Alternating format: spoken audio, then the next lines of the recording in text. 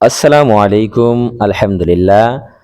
আপনারা দেখতে পাচ্ছেন যে আমাদের শখের খামারের যেই দেশি কবুতর ছিল, সেই দেশি কবুতর।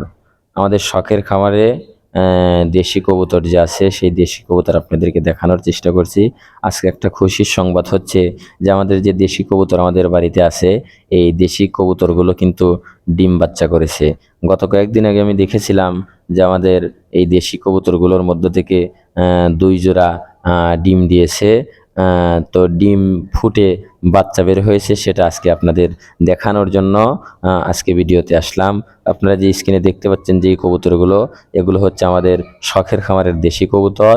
আর এখন আপনাদেরকে দেখানোর চেষ্টা করছি, এই দেখেন আলহামদুলিল্লাহ আমাদের দেশি কবুতরের যেই বাচ্চা ডিম দিয়েছিল, সেই ডিম থেকে কিন্তু অটোমেটিক একটা ডিম থেকে বাচ্চা বের হয়েছে।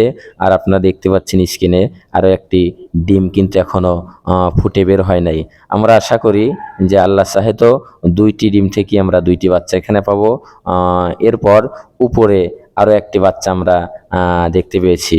এই দেখেন উপরে যে বাচ্চা, এখানে কিন্তু ২টি ডিম ছিল, কিন্তু ২টি ডিম ফোটে নাই। একটা ডিম থেকে বাচ্চা আমরা এখানে পেয়েছি, আর একটা বাচ্চা কিন্তু ডিম কিন্তু নষ্ট হয়ে গেছে। যার কারণে আমরা আশাবাদী যে আল্লাহ চাহে আমরা ২ জোড়া কবুতর থেকে ৩টি বাচ্চা পাবো। আজকের মতো এখানটাই শেষ করছি। দেখা হবে অন্য কোনো ভিডিওতে। আসসালামু আলাইকুম।